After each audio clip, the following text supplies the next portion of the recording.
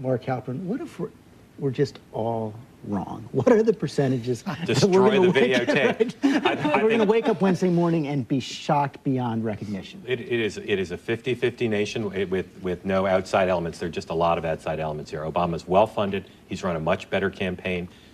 He's bringing new people into the process. Senator McCain has not run a particularly strong campaign. If he is closing strong, it's only been in the last few days. So I think there's always a chance. I think it's dangerous to have shows like this to create potential complacency on one side and also to take the election a little bit away from the voters. I don't think that's a good thing. It's fun to predict. I do think, though, the chances are very low that Senator McCain can find 270 electoral votes. I don't think, I just disagree with one thing that Mark said. I don't think people that sort of say that what's going to happen this election, I think people have gotten the last two elections where we've been up. One election up for 30 days, trying to figure out who was president 8 years ago, and then last time we were basically at 24 hours before we really knew the president. I think enough Republicans and enough Democrats and independents know the nature of this and know the importance of the election, which is why so many people showed up, which is why we'll have a largest increase in turnout that we've ever had net-wise over the last election. There'll be more than 15 million more people vote in this election than 4 years ago. I think people are going to vote. They're already showing it around the country,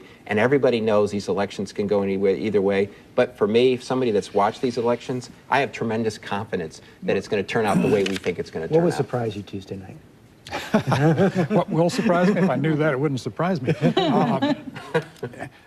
What will surprise me is if Barack Obama does not get north of Jimmy Carter's vote, if he doesn't do better than George Herbert Walker Bush did against Dukakis. So you think this is like Ronald Reagan in 1980? The wave is just going to crash over the shores in the final 48 hours? Yes, I don't know who's supposed to come home to McCain at this point who isn't already home. We got to have a wraparound now. It's the end of this segment, and it's a big question. Ready? This is a tough one for hard-nosed reporters. Is this going to be another one of those elections that's sort of a 50-50 thing, like the election of 2000, the election of 2004? We've gotten used to where it's true north is about 50-50. Or will there be something of a mandate coming out of this election? Mandate or split?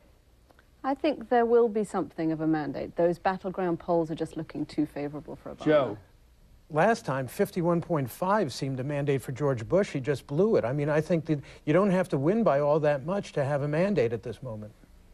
There's no doubt if you get a filibuster-proof majority in the Senate for the Democrats and there's a Democratic president, you have a mandate. But you have to guard against overreaching because there's another election 2 years after that, and voters don't like unchecked government. Well, back to you, Joe. Do you still think it's a 50-50 country on an average year? I think that the pendulum has begun to swing in the direction of liberalism. Gene? I think the pendulum is swinging. I think it is. It has like it did in 80. Yes, and now, how does that translate? Are there factors that will keep Barack Obama's vote from fully recognizing that? Will he get 52 instead of 57? I don't know. I mean, 57 would be a huge I think people want the government of the United States to perform its role for once. But I think the mandate is there, and I think the new president, either one, is going to have to deal with it.